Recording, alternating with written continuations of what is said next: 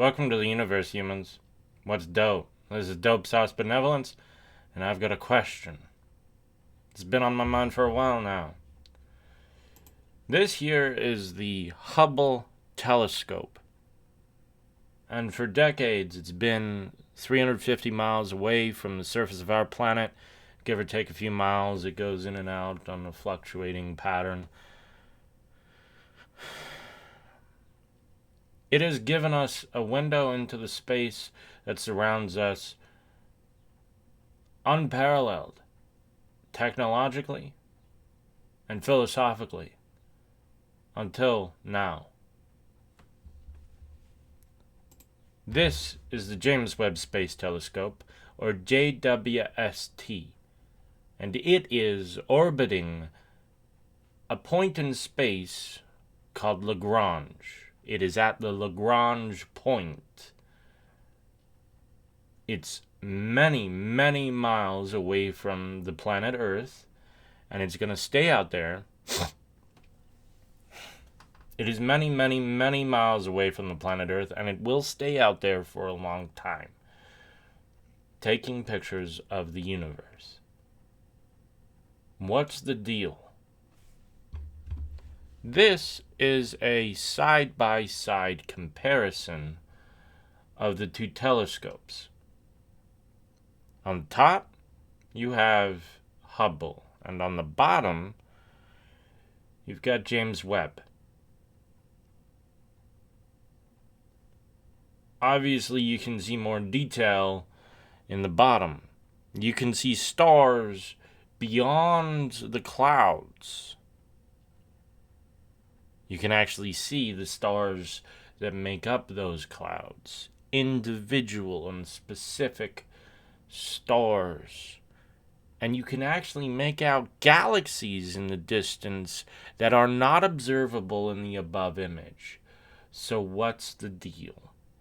What is gonna happen to good old Hubble?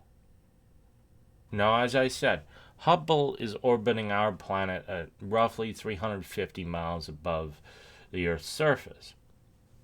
This mirror is not as big as this mirror, the honeycomb shape up at the top.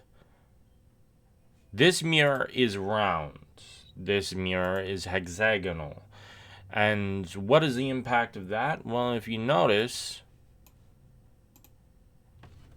in the bottom image, you have much more pronounced hexagonal lines. Those lines are not actually on those stars.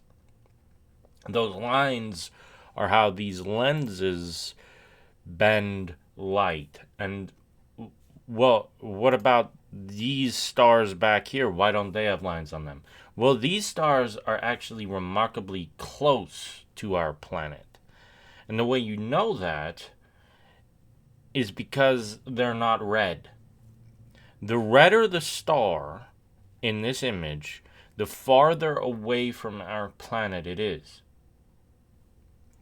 The more pronounced these hexagonal lines, which are just the lens of the camera itself refracting this light, the closer it is to us.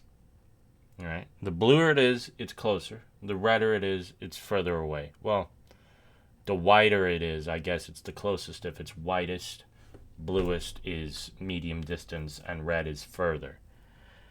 You can see stars out here that are 13.1 billion years old. You cannot see them in the above image. How does that work? Well, as I said, the mirror on this one is bigger than the mirror on this one, right? This here is the mirror, and that's the flap open to let the light in onto the mirror. This thing here is a sun shield.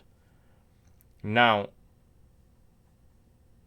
to put this into perspective, this sun shield is the size of a tennis court.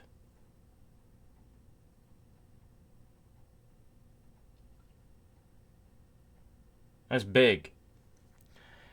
And it's been delayed a long time. Why was it delayed? Well, it ripped in 2018, and they had to invent a new kind of thing to make sure that it wouldn't rip in space and that it folded out properly, because it had to get stored in a little rocket on its way out and then unfold and unfurl itself when it got to the Lagrange point. Well, what happens to Hubble? I mean, if the images are so much better, what happens to Hubble? As I was saying, this is orbiting our planet 350 miles away. It also operates on the visible light spectrum. This thing here operates on the infrared. And that's why it can see so much further into space, is because it's eliminating the dust that's in the way and the interference of noise that's in the way. That's all Brian May shit. It's complicated. I don't know much about it. I'm not a scientist. But the point is, this thing has a different purpose. The visible light spectrum is still useful. Think about this. If Hubble has been up above our planet for a while, and we've been getting remarkably good images from it, then why are there still observatories on mountaintops, and why are we building new observatories even today? Why is it that a telescope is still useful to an astronomer and an astrophysicist? Like an actual telescope, the one that Galileo used. Why is that still useful? The thing is, space is fucking big. It is so fucking big. It is ginormous. It's like bigger than you can imagine. Like those stars that are 13.1 billion light years away, that means it took that light 13.1 billion years to get to your eyes. So space is big, and we're discovering things every day about space. James Webb is going to answer specific questions, but we still have to look. Hubble is very useful. James Webb is not replacing Hubble. James Webb is an addition to the family of space telescopes. That's it. It's a very good addition. But we still need Hubble. We still need the telescopes on the top of mountains. We still need radio observatories. We still need lasers. We still need everything. Because space is fucking big. And that's the point. We might get a better camera than James Webb in a few years. Well, at this point, a decade.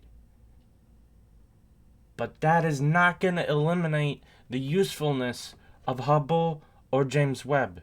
And the next telescope is not going to eliminate the usefulness of any of those. Because space is fucking big. Stay dope. Is that a good sign-off line? Stay dope.